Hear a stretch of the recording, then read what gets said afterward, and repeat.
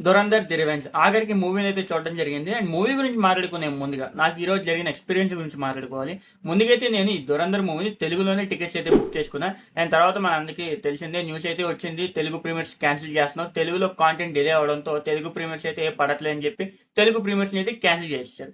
సరే తెలుగులో క్యాన్సిల్ చేశారులే అని చెప్పి హిందీలో చూద్దాం అని చెప్పి షోస్ వెతికితే ఏ షోస్‌కి కూడా టికెట్స్ అయితే లేవు. అన్ని హౌస్‌ఫుల్స్ అయితే పడ్డాయి. సర్లే ఇంకొకసారి రిఫ్రెష్ చేసి కొడదాం ఒకసారి చూద్దాం అని చెప్పేసి రిఫ్రెష్ చేసి చూసా. అప్పుడు ఒక్క థియేటర్ ఇచ్చాడు. అప్పుడే ఇచ్చాడు కరెక్ట్‌గా. దానికి టికెట్స్ బుక్ చేసుకున్నా. హిందీయే. ఏదో అట్లా హిందీలో చూద్దామని చెప్పేసి టికెట్స్ అయితే బుక్ చేసుకున్నా. ఇక థియేటర్ దగ్గరికెళ్ళిపోయా. ఇక థియేటర్ దగ్గరికి వెళ్ళంగానే ఆడు బాంబ్ అయితే పిలిచాడు. హిందీ ప్రింట్ కూడా డిలే అవుతుంది.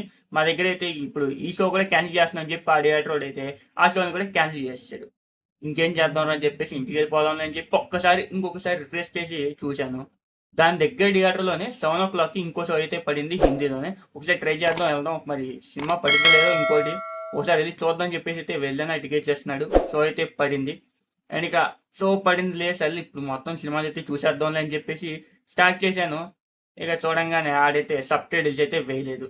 సబ్‌టైటిల్స్ లేకుండా నేను హిందీ సినిమా మొత్తం చూశాను. అండ్ సినిమా మొత్తం నాకు అర్థమైంది కానీ కాకపోతే అక్కడక్కడ కొన్ని డైలాగ్స్ అయితే అర్థం కాలేదు. సబ్‌టైటిల్స్ ఉంటే ఇంకా బాగుండేది అనిపించింది కానీ సబ్‌టైటిల్స్ అయితే పడలేదు. ఏం చేస్తాం? ఇక మూవీ గురించి మాట్లాడుకుంటే మూవీ అయితే ఎక్సలెంట్‌గా ఉంది. మూవీ అయితే నాకు పిచ్చగా నచ్చింది. సూపర్ ఉంది మూవీ అయితే. అసలు ఆ ఫస్ట్ పార్ట్‌కి మించి ఉంది. ఈ సీక్వెల్ అయితే ఫస్ట్ పార్ట్‌తోనే 1300 కోట్లు కలెక్ట్ చేసిందంటే ఈ పార్ట్ 2తో దగ్గరగా 2000 కోట్లు కలెక్ట్ చేసిన ఆశ్చర్యపోవాల్సిన విషయం అయితే లేదు. ఆ రేంజ్ కాంటెంట్ అయితే ఈ 'ధురంధర్ ది రివెంజ్' మూవీలో అయితే ఉంది. అసలు దేని గురించి చెప్పుకోవాలి. ఒక్కొక్క సీన్ అసలు ఒక సీన్ మించి ఇంకో సీన్, ఒక సీన్ మించి ఇంకో సీన్ అయితే అలాగా ప్రతి సీన్ హైలైట్ అవుతూ వెళ్తూ ఉంటది. మూవీ మొత్తం అయితే మ్యాడ్ ఉంది మూవీ అయితే. సరే ముందుగా మూవీ స్టోరీ గురించి మాట్లాడుకుంటే మనం ఫస్ట్ పార్ట్ లో చూసుకుంటే రణ్వీర్ సింగ్ ని ఒక మిషన్ ఇచ్చి స్పై గా పంపిస్తారు పాకిస్తాన్ కి అయితే. అండ్ అక్కడ చూసుకుంటే మెయిన్ విలన్ రెహమాన్ డకెట్ ని అయితే చంపేస్తాడు. ఇక అక్కడితో ఫస్ట్ పార్ట్ అయితే ఎండ్ అయింది. అండ్ ఇక సెకండ్ పార్ట్ లో చూసుకుంటే ఈ సీక్వెల్ లో మరి అక్కడైతే రెహమాన్ డకెట్ తో పాటు చాలా మంది అయితే ఉంటారు. అక్కడైతే మరి వాళ్ళందరినీ లేపేశాడు. తనకి ఇచ్చిన మిషన్ ని కంప్లీట్ చేశాడు అన్నదే ఈ మూవీ స్టోరీ. నేనైతే ఎక్కువ స్పాయిలర్స్ అయితే చెప్పట్లేదు. నేను స్పాయిలర్స్ చెప్తే మరి చూసే వాళ్ళ ఎక్స్పీరియన్స్ అయితే మళ్ళీ పాడైపోద్ది చెప్తున్నా. అండ్ ముందుగా చెప్తున్నాను మూవీ ఒకవేళ మీరు చూసుంటే ఆ స్పాయిలర్స్ అయితే బయట పెట్టమాకండి. మూవీలో చాలా ట్విస్ట్లు అయితే ఉన్నాయి. అవి బయట వెళ్తే చూసే వాళ్ళ ఎక్స్పీరియన్స్ అయితే మళ్ళీ దెబ్బతింటుంది. వాళ్ళైతే ఆ థ్రిల్ ని ఫీల్ అవ్వలేరు చెప్తున్నా. మూవీలో చాలా ట్విస్ట్లు అయితే ఉన్నాయి. మెయిన్ గా ఇంటర్వెల్ ట్విస్ట్ గానీ ఆ క్లైమాక్స్ ట్విస్ట్ అయితే మూవీ మొత్తానికి హైలైట్ అని చెప్తాను నేను. ఇక మెయిన్ గా ఎవరిని అప్రిషియేట్ చేయాలంటే అది మూవీ డైరెక్టర్ ఆదిత్య ధర్ని అయితే ముందుగా అప్రిషియేట్ చేయాలి.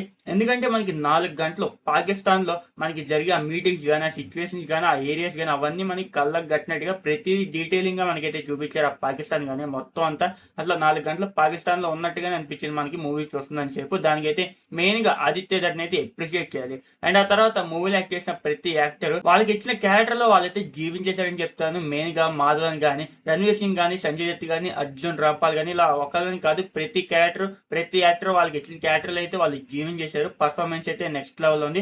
అండ్ ఆ క్యారెక్టర్ నుండి జనరేట్ అయ్యే డ్రామా అయితే పక్కా మిమ్మల్ని అయితే థ్రిల్ చేసిద్ది. అండ్ అలాగే చెప్పా కదా చాలా ట్విస్ట్లు అయితే ఉన్నాయి ముందుగా మూవీలో అయితే. అలాగే మూవీలో మ్యూజిక్ కూడా బాగుంది. మనం ఫస్ట్ పార్ట్ లో చూసుకుంటే కొన్ని ఓల్డ్ హిందీ సాంగ్స్ ఉంటే అవైతే రీమిక్స్ కొట్టి అయితే పెట్టారు.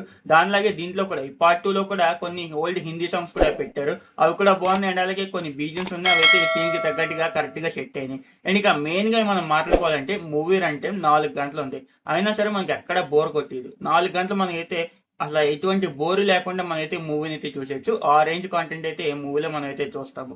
అండ్ ఇక నాకు మూవీలో ఏమైనా నచ్చని ఏమైనా ఉందంటే 1-2 సీన్లు ఏదో 1-2 సీన్లు అయితే నాకు స్లోగా ఉన్న ఫీలింగ్ అయితే వచ్చింది తప్ప ఇంకెక్కడ నాకైతే నెగిటివ్స్ అయితే కనిపించలేదు మూవీ.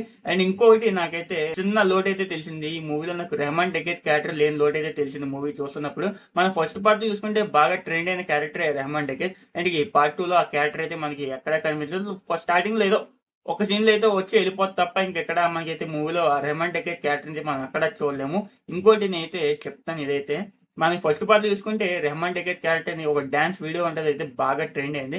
అలాంటిదే ఈ పార్ట్ 2 లో కూడా హీరోతో ఒకటి రీక్రియేట్ చేయించారు అలాంటి సీన్ ని. కాకపోతే ఇక్కడ ఆ రేంజ్ ఇంపాక్ట్ అయితే మనకైతే రాలేదు. ఆ రెహమాన్ డకెట్ క్యారెక్టర్ లో వచ్చిన ఇంపాక్ట్ ఆ సీన్ కి వచ్చిన ఇంపాక్ట్ అయితే ఈ సీన్ కి అయితే పెద్దగా రాలేదని చెప్తాను. ఇవి తప్ప నాకు మూవీలో పెద్దగా నెగిటివ్స్ అయితే ఏమీ కనిపించలేదు. ఇంకోటి సంజయ్ దత్ క్యారెక్టర్ ద్వారా మనకైతే కొంతవరకు కామెడీని కూడా జనరేట్ చేశారు. అది కూడా బాగుంది. అండ్ ఇక ఓవరాల్ గా నాకైతే మూవీ నచ్చింది. ఎక్సలెంట్ గా ఉంది మూవీ అయితే. నా రేటింగ్ అయితే 5/5 ఇస్తాం మూవీకి. మరి మీరు చూసుంటే మీ ఒపీనియన్ ఏంటో కింద కామెంట్ చేయండి. అండ్ మెయిన్ గా చెప్తున్నా కదా ఈ మూవీ చూసిన తర్వాత స్పాయిలర్స్ అయితే బయట పెట్టమాకండి.